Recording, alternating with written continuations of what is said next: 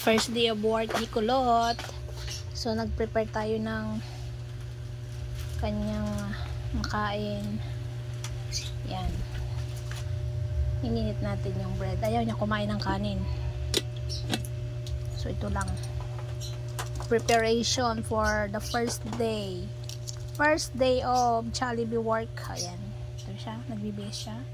As of 3:45 in the afternoon. So, alas 5 ang kanyang oras. So, yan. Ready. May kanin naman. Kaya lang ayaw niya kumain. Oh. Libre naman daw ang pagkain nila, isang meal. So, ito na lang. Sa puyat. Alas 5 hanggang 12 midnight ang kanyang schedule. So, let's see kung kakayanin niya yung trabaho, no?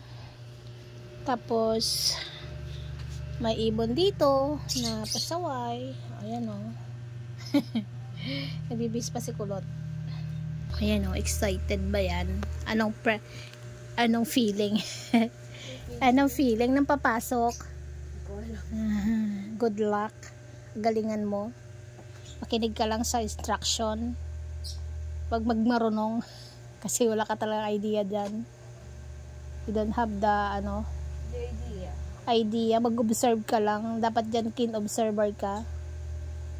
Ayan, tignan mo naman ang kulot ng buhok niya. Oh. Yan ang pampatagal dyan eh.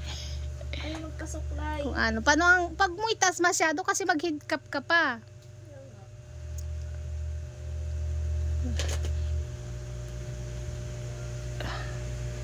Ibaba mo konti. Asan yung sombrero niyan? Try mo daw. Dapat to lang messy. Clean yan. Kasi nasa food ka.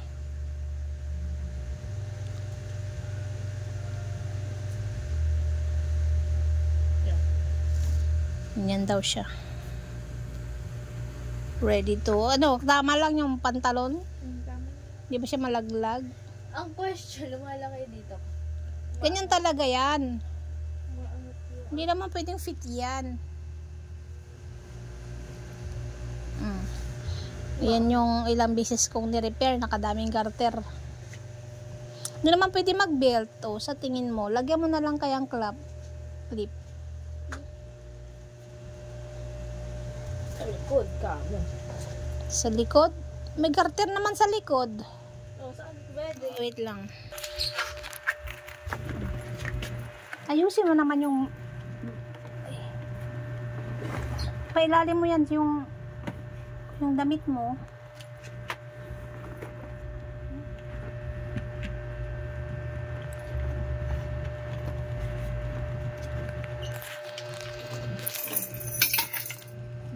Yung sabon.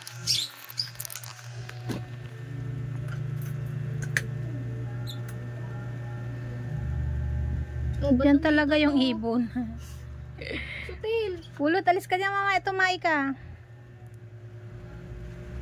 Nanipis lang.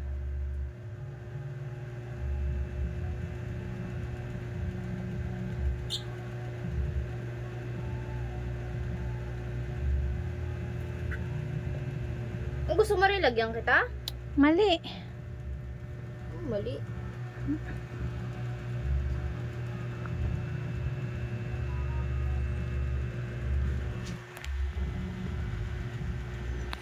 Uy, gusto mo mag-makeup?